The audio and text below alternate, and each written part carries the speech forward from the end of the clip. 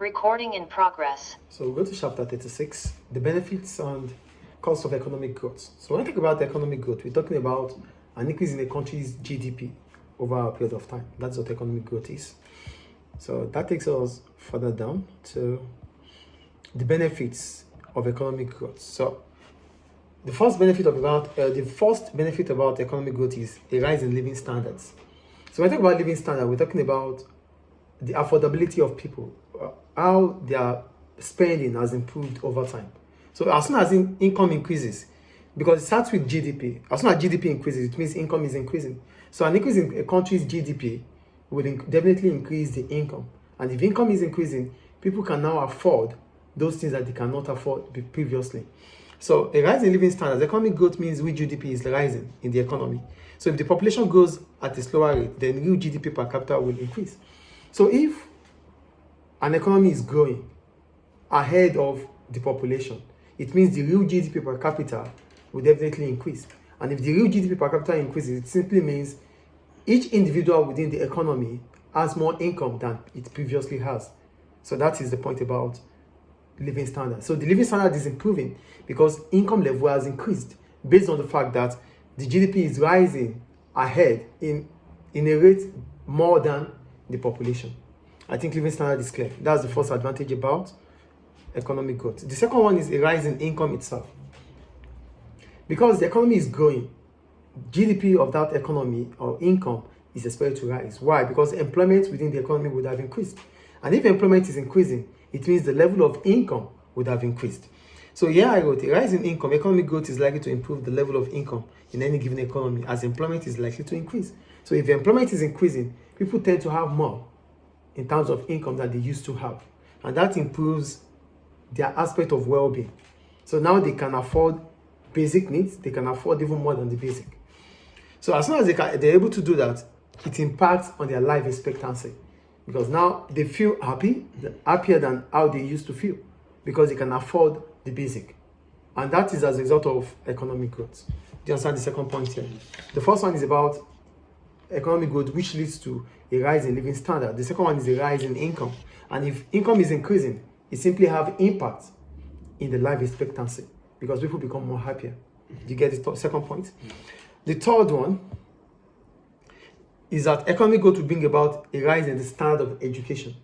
So because income is increasing, people can now invest further in anything that would improve their life in terms of their satisfaction. So with increasing level of income, people can spend more years in education. People can invest further in education because spending more in education would increase their chances of having better pay in the future. Do you understand the third point there? And the last one is better healthcare. With economic growth, GDP is increasing. So it means people have access to better healthcare and better health facility. And that could, in turn, increase the quality of life. And if the quality of life increases, it means life expectancy is also expected to rise. So these are the benefits of economic growth. Any question about that? So that takes us to growth is unsustainable. Are you there? So they said the most significant anti-growth argument is that growth is unsustainable. When we say growth is unsustainable, it simply means at the end of it all, we are unable to, whatever we do now will affect the future generation. So that means resources will be used up, they will be depleted. And as a result, those coming after us will not be able to meet anything. That is what anti-growth is all about. So here I wrote, the most significant anti-growth argument is that growth is unsustainable. Then what is sustainable growth? We call it sustainable growth because the productive potential of this economy is improving. But in the course of it improving, it's not going to affect the future generations. Which simply means whatever decisions we make now in terms of our growth potential, it will still leave things for the future generation. So this can be defined as growth in the productive potential of an economy today that does not lead to a fall in the productive potential of the economy for the future generation. So whatever decisions we make today, whatever output we have today, we are certain that it's not going to affect those coming after us. That is what sustainable growth is about. Do you understand what sustainable growth is here? So the point against unsustainable growth is that extra percentage increase in national income is likely to be used up, or is likely to use up non-renewable resources such as oil, coal, and copper. So if income is increasing, so the point against unsustainable growth is that whatever resources we use today that increases our income would have meant that we have used non-renewable resources such as oil, coal, and copper to make those resources. That means we have used them to earn whatever we have earned today. So that is also unsustainable because they are non-renewable. That means as soon as we use them, we cannot find them anymore. So also that's the first point about it. That means an increase in income will be as a result of increase in the usage of non-renewable resources. I think the first point is clear. So the second point about unsustainable growth is that an increase in national income can also be argued that it is associated with greater pollution. So if growth continues to increase over time, it means pollution continues to increase over time. So that's another point, which means if pollution continues to rise over time, it will lead to global warming anyway and carbon emission. So these things are not sustainable. And that's the second point. And the last one, the threat of global warming, which suggests that within the next 100 years, Earth will be so warm that it will become uninhabitable. So if the Earth is habitable now because it is normal, but with increasing pollution, increasing economic growth, it will become uninhabitable for people coming after us. So these are the reasons why economists feel that growth is unsustainable. I think the point is clear. So, however, economic theory suggests that the future might not be hopeless as it suggests. And why is it so? First, in a market economy, growing scarcity of resources results in a rise in price. So we talked about used resources, yes or no? So if we continue to use non-renewable resources, it will lead to scarcity, yes or no? Yes. But scarcity can be dealt with. How? We raise the price.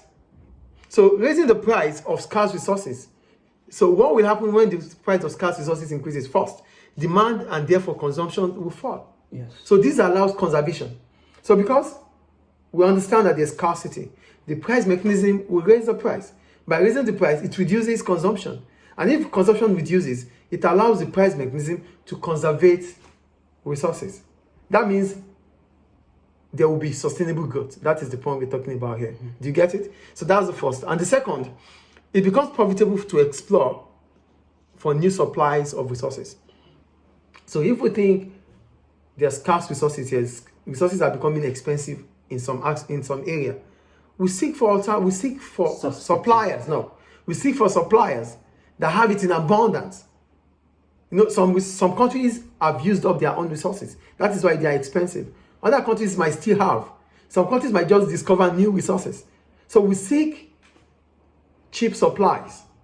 So because it becomes profitable for us to seek for cheap suppliers.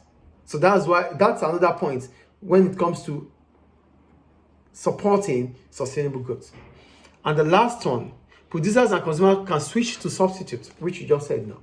So if we feel that or figure out that the resources are scarce and they are expensive, they are not more affordable, we seek for alternatives like crude oil, like oil for cars. We seek for electric cars. Do you understand? So these are three ways in which we can still argue that there's still sustainable growth. Is it clear? Any question about that?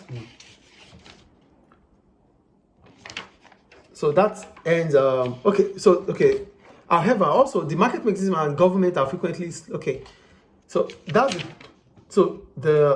think I'm missing something there. That's the fourth one, right? That's the fourth one. Yes. Okay. So the last note about it is that government and markets are not good at responding to pressures. So the only problem we have about sustainable growth here is that it takes time for government, it takes time for the price mechanism to decide. So there's always going to be time lag. So because there's time lag, we might fall back to saying that there's always going to be unsustainable growth. I think the point is clear. Any question about that? Great.